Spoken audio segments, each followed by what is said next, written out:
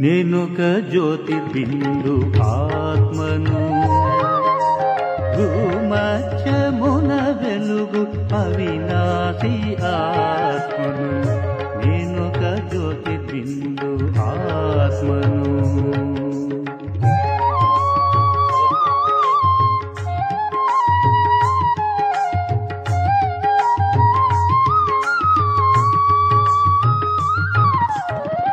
దేహము మరచిన క్షణమున నేను శాంతిధామమున చైతన్యాత్మను.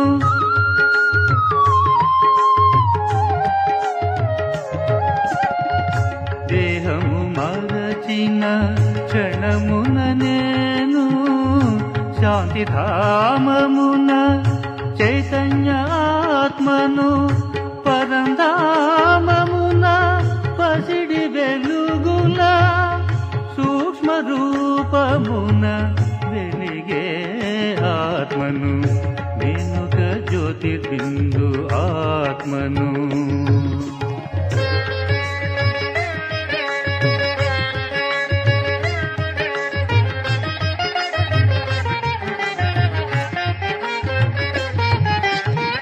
శాంతి సుఖము ఆత్మధర్మము, దేహాభిమానము పరధర్మము.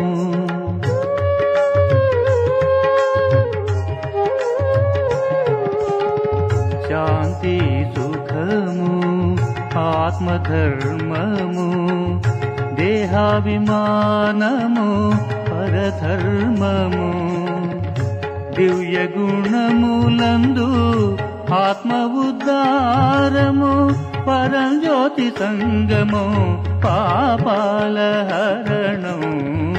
నేనొక జ్యోతిర్బిందు ఆత్మను.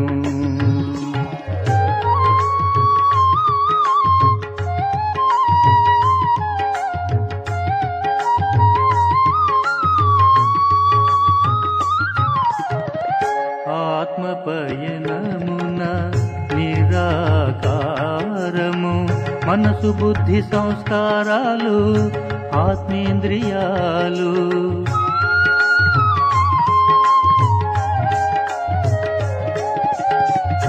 ఆత్మపయనమున నిరాకారము, మనసు బుద్ధి సంస్కారాలు ఆత్మేంద్రియాలు. కర్మభూమిలో సాకారమున వికారములలో భ్రమించు ఆత్మను. నేనొక జ్యోతిర్బిందు ఆత్మను.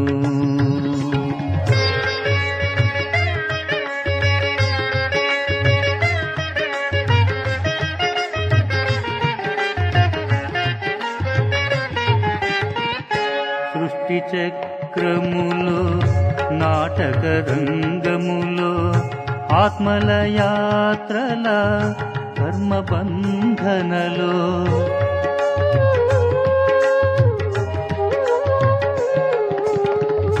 సృష్టి చక్రములో నాటక రంగములో ఆత్మల యాత్రల కర్మబంధనలో. ఆత్మ పరమాత్మల సత్యము మరచి స్వంత ఇంటికే మార్గము మరచిన నేనొక జ్యోతిర్బిందు ఆత్మను. భూమధ్యమున వెలుగు అవినాశి ఆత్మను. నేనొక జ్యోతిర్బిందు ఆత్మను.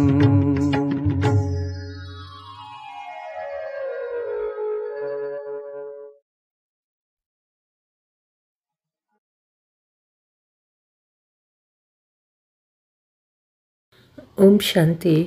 మురళీ డేట్ 30/7/2025. మధురమైన పిల్లలారా, శత్రువైన మాయ మీ ముందే ఉంది కనుక మిమ్మల్ని మీరు చాలా జాగ్రత్తగా సంభాళన చేసుకోవాలి. నడుస్తూ నడుస్తూ మాయలో చిక్కుకున్నారంటే మీ భాగ్యరేఖకు మీరే అడ్డుగీచుకుంటారు. ప్రశ్న: రాజయోగి పిల్లలు, మీ ముఖ్యమైన కర్తవ్యం ఏమిటి? చదవడం మరియు చదివించడమే మీ ముఖ్యమైన కర్తవ్యము. మీరు ఈశ్వరీయ మతాన్ని అనుసరిస్తూ ఉన్నారు. మీరు అడవుల్లోకి వెళ్ళవలసిన అవసరం లేదు. గృహస్థంలో ఉంటూ శాంతిగా కూర్చొని తండ్రిని స్మృతి చేయాలి. అల్ఫ్ మరియు బే ఈ 2 శబ్దాలలోనే మీ చదువంతా వచ్చేస్తుంది. ఓం శాంతి. తండ్రి కూడా పిల్లలారా శుభోదయం అని బ్రహ్మ ద్వారా చెప్పగలరు. కానీ మళ్ళీ పిల్లలు కూడా బదులు చెప్పాల్సి ఉంటుంది. ఇది తండ్రి మరియు పిల్లల సంబంధము. కొత్తవారు వస్తే వారు పక్కా అయ్యే వరకు ఏదో ఒకటి అడుగుతూనే ఉంటారు. ఇది చదువు భగవానువాచాని కూడా వ్రాయబడి ఉంది. భగవంతుడు నిరాకారుడు. ఇతరులకు ఈ విషయం అర్థం చేయించేందుకు బాబా బాగా పక్కా చేయిస్తారు. ఎందుకంటే ఆ వైపు మాయ తీక్షణంగా ఉంది. ఇక్కడ ఆ విషయమే లేదు. తండ్రి అర్థం చేయిస్తారు. ఎవరైతే కల్పకృతం వారసత్వం తీసుకున్నారో వారు వాళ్ళకే వచ్చి తీసుకుంటారు. ఫలానా వారు వెళ్ళిపోకుండా వారిని పట్టుకోవాలని కాదు. వెళ్ళిపోతే వెళ్ళిపోని, ఇక్కడ జీవించి ఉంటూ మరణించాలి. తండ్రి దత్తత తీసుకుంటారు. ఏదైనా వారసత్వం ఇచ్చేందుకు దత్తత తీసుకోవడం జరుగుతుంది. పిల్లలు తల్లిదండ్రుల వద్దకు వారసత్వాన్ని తీసుకునే వాళ్ళనే ఆశతోనే వస్తారు. ధనవంతుల పిల్లలు ఎప్పుడైనా పేదవారి వద్దకు దత్తతకొస్తారా?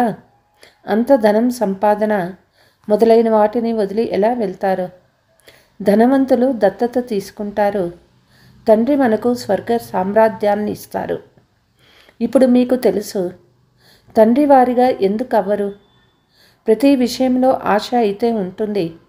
ఎంత ఎక్కువగా చదువుతారో అంత గొప్ప ఆశ ఉంటుంది.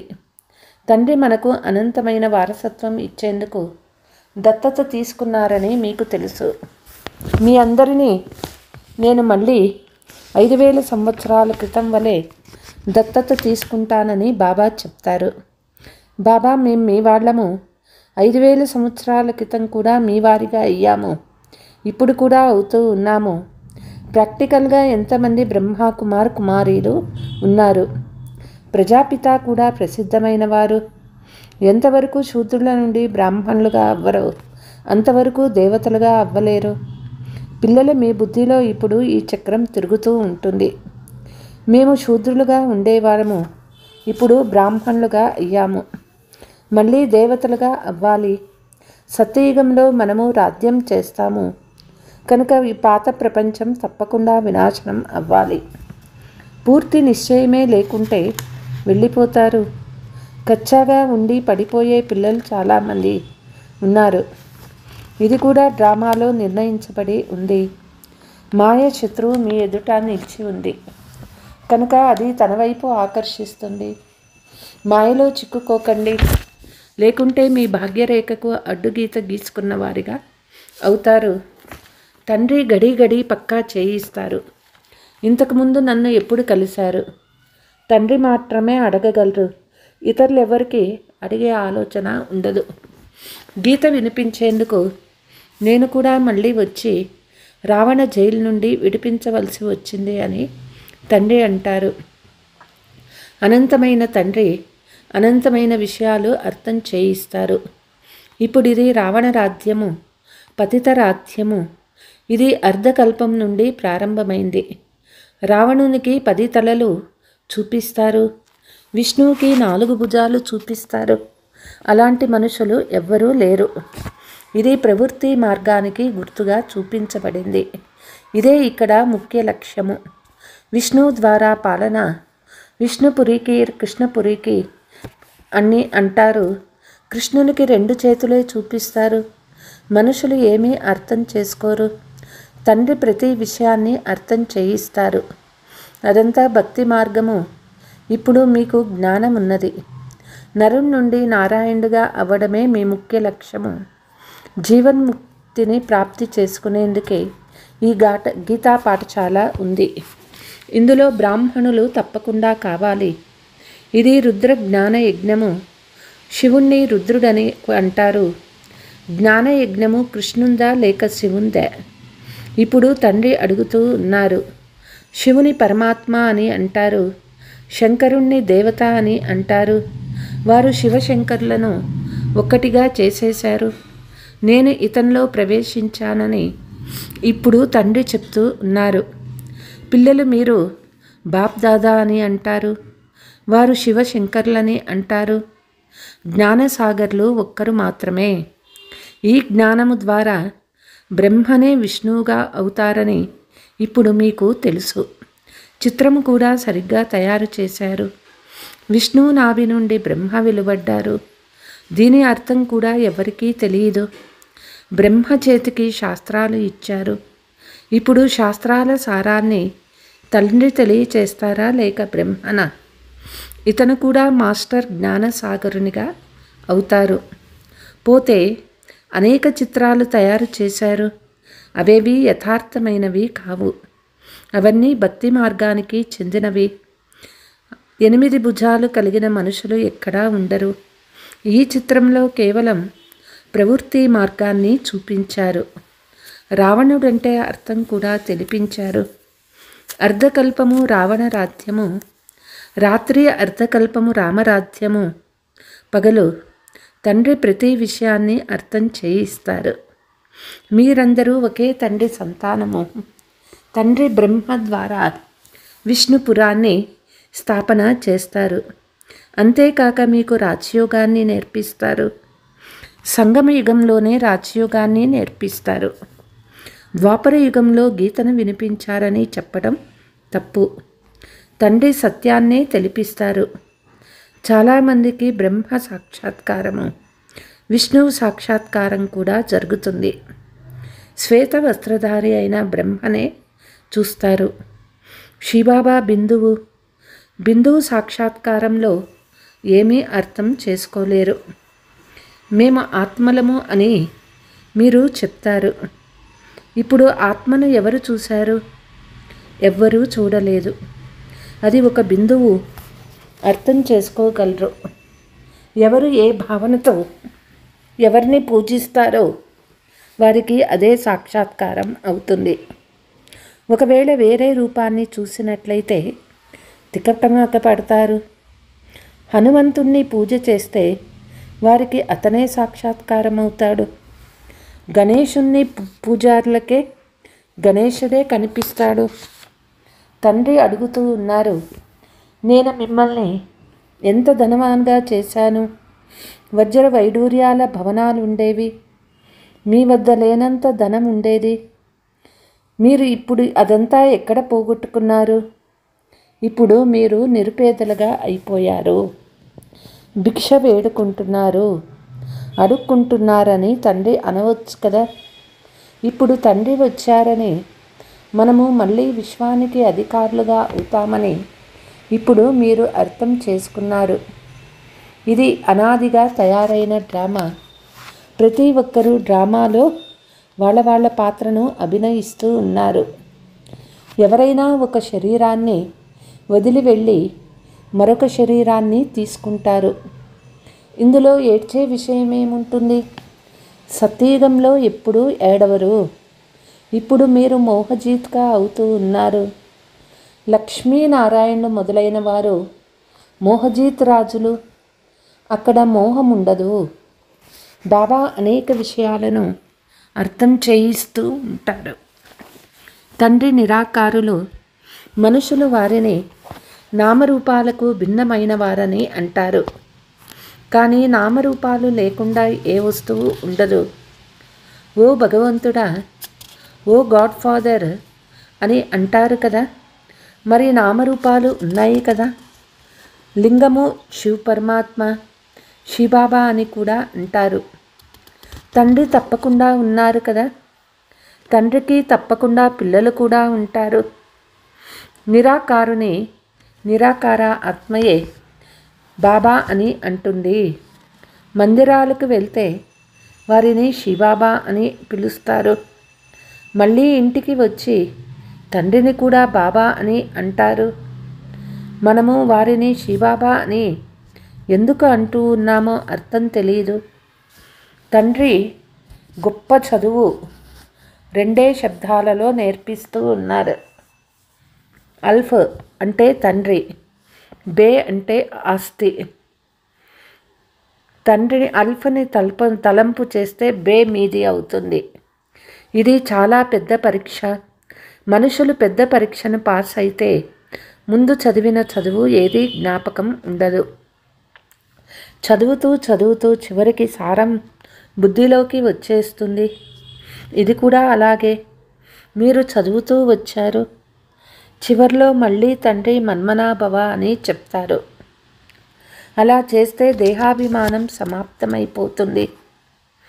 మన్మనాభవకు అలవాటు పడితే చివర్లో కూడా తండ్రి మరియు ఆస్తి జ్ఞాపకం వస్తాయి. ఇదే ముఖ్యమైనటువంటిది, ఎంత సహజమైనటువంటిది. ఆ చదువులో కూడా ఇప్పుడు ఏవేవి చదువుతారో తెలియదు.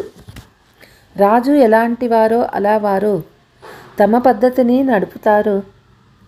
మొదట మణువు, షేరు, పావు లెక్క ఉండేది.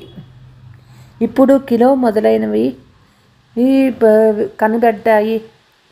ఎన్ని వేరు వేరు ప్రాంతాలైపోయాయి. ఢిల్లీలో ఏ వస్తువు షేరు ₹1 ఉంటుందో అది బాంబేలో ₹2కు లభిస్తుంది. ఎందుకంటే ప్రాంతాలు వేరువేరుగా ఉన్నాయి. మేము మా ప్రాంతాన్ని ఆకలితో చంపము అని ప్రతి ఒక్కరూ భావిస్తారు. ఎన్ని జగడాలు మొదలైనవి జరుగుతాయి. ఎంత అల్లరి, ఎన్ని గలాట్లు ఉన్నాయి. భారతదేశం ఎంతో సంపన్నంగా ఉండేది. మళ్ళీ 84 జన్మల చక్రంలో దివాళా తీసింది. వజ్రం లాంటి అమూల్యమైన జన్మను గవ్వల కొరకు పోగొట్టుకున్నాము అని చెప్తారు. మీరు గవ్వల కొరకు ఎందుకు ప్రాకులాడతారు? ఇప్పుడు తండ్రి నుండి వారసత్వం తీసుకోండి, పావనంగా ఇవ్వండి. పతిత పావన రండి, పావనం చేయండి అని కూడా పిలుస్తారు. కాబట్టి మొదట పావనంగా ఉండేవారము, ఇప్పుడు పావనంగా లేము అని దీని నుండి రుజువవుతుంది. ఇప్పుడు ఉండేది కలియుగము.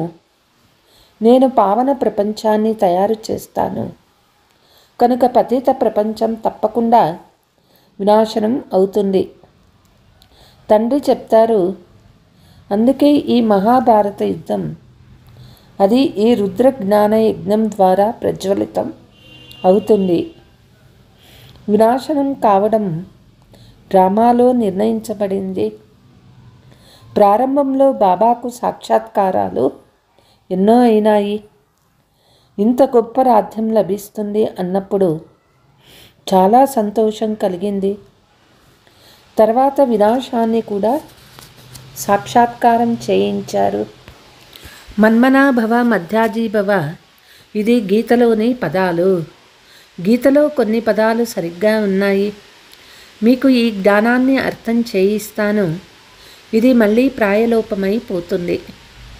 తండ్రి కూడా చెప్తూ ఉన్నారు, లక్ష్మీనారాయణ రాజ్యం ఉన్నప్పుడు వేరే ఏ ఇతర ధర్మాలు ఉండేవి కాదని ఎవ్వరికీ తెలియదు.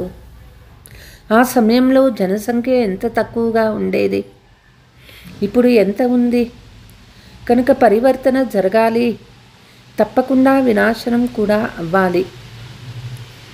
మహాభారత యుద్ధం కూడా ఉంది. భగవంతుడు కూడా తప్పకుండా ఉంటారు. శివ జయంతిని ఆచరిస్తారు. అయితే శివబాబా వచ్చి ఏం చేశారో కూడా తెలియదు. గీత ద్వారా కృష్ణుని ఆత్మకు రాజ్యం లభించిందని ఇప్పుడు బాబా అర్థం చేయించారు. గీతను మాతా పిత అని అంటారు. దాని ద్వారా మీరు మళ్ళీ దేవతలుగా అవుతారు.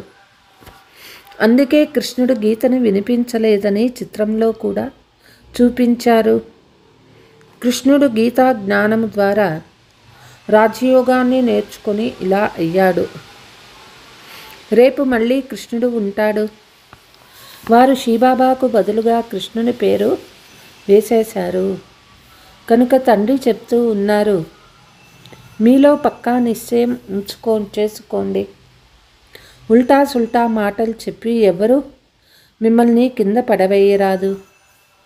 వికారాలు లేకుండా సృష్టి ఎలా నడుస్తుంది, ఇదెలా జరుగుతుంది అని చాలామంది ప్రశ్నిస్తారు. అరే, అది నిర్వికారి ప్రపంచము. సంపూర్ణ నిర్వికారులని మీరే స్వయంగా చెప్తారు కదా. మళ్ళీ వికారాల మాట ఎలా ఉండగలదు?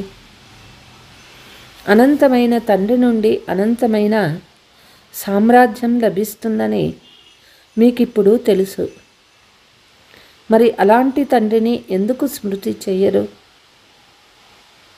ఇది పతిత ప్రపంచము. కుంభమేళాకు ఎన్ని లక్షల మంది వెళ్తారు? అక్కడ ఒక నది గుప్తంగా ఉందని చెప్తారు. నది గుప్తంగా ఉండగలదా? ఇక్కడ కూడా గోముఖాన్ని తయారు చేశారు. అందులో గంగ వస్తుందని చెప్తారు. అరే, గంగ తన మార్గంలో ప్రవహిస్తూ సముద్రంలోకి వెళ్తుందా లేక ఈ పర్వతం పైకి వస్తుందా? భక్తి మార్గంలో ఎన్నో ఎదురు దెబ్బలు తగిలాయి. జ్ఞానము, భక్తి, వైరాగ్యము.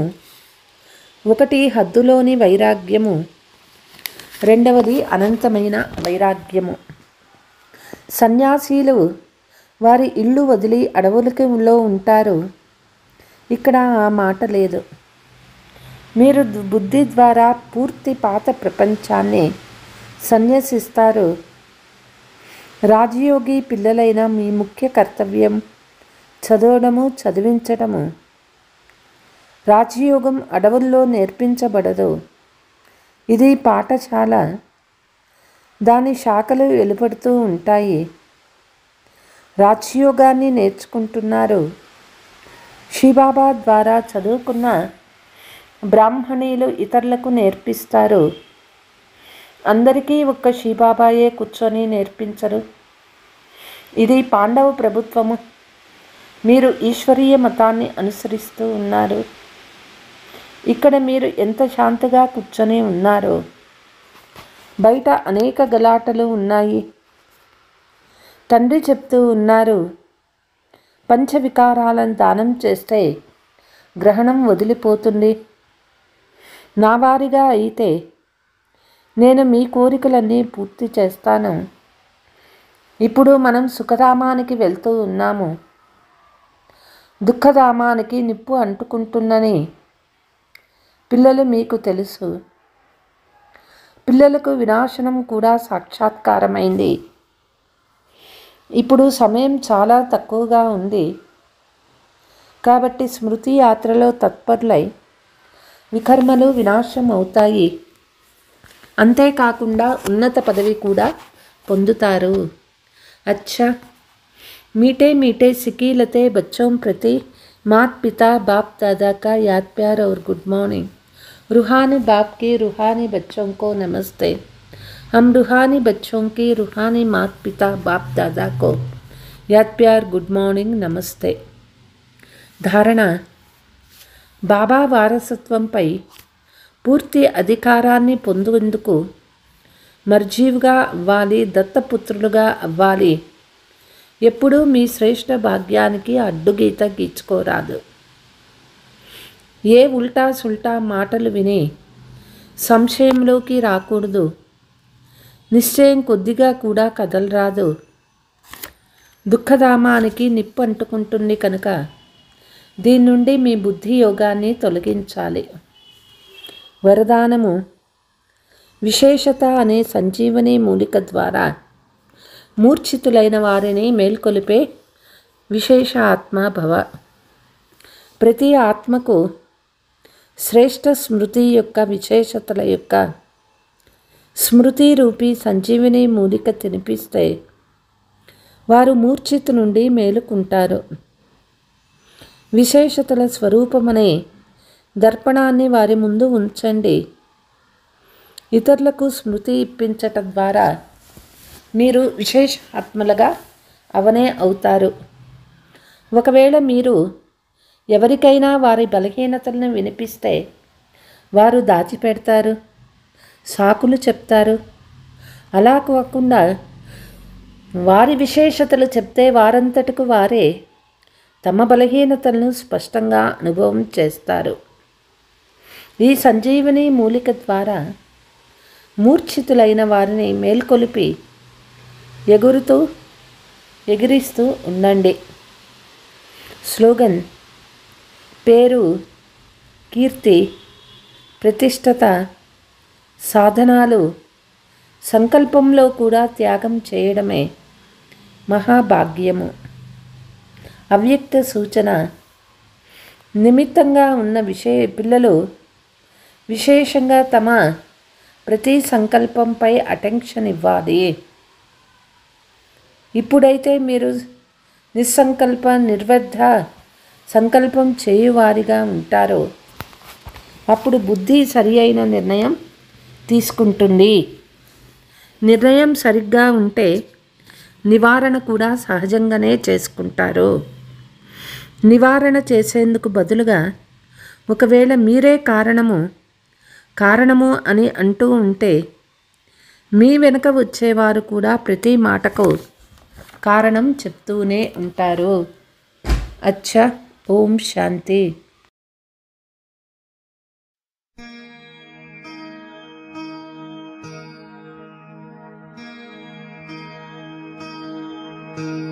యదా యదా హి ధర్మస్య గ్లానిర్భవతి భారత అభ్యుత్థానమధర్మస్య తదాత్మానం స్మృజామ్యహం.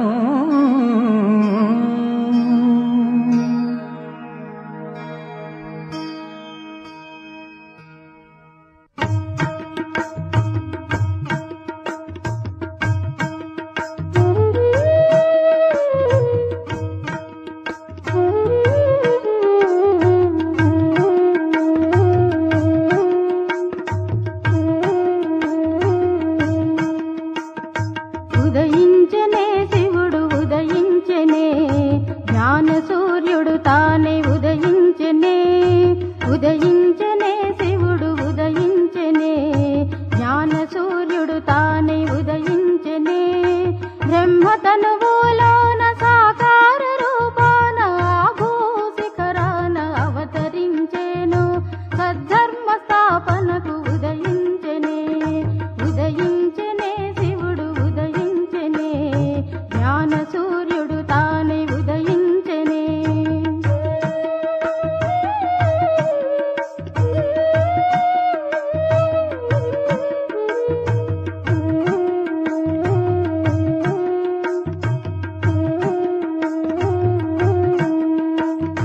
జ్యోతిర్బిందువు నిరాకార శివుడు పరంధామము నుండి కల్పాంతమున వచ్చె.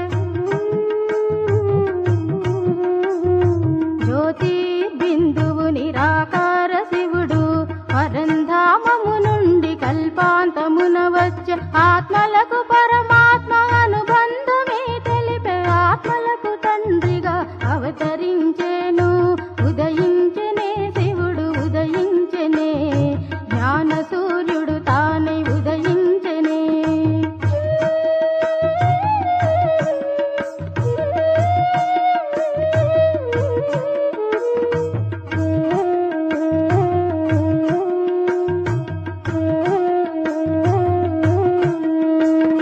వేద శాస్త్ర సారం గీతయని బోధించి ఆది మధ్యాంత రహస్యాలను తెలిపి, వేద శాస్త్ర సారం గీతయని బోధించి ఆది మధ్య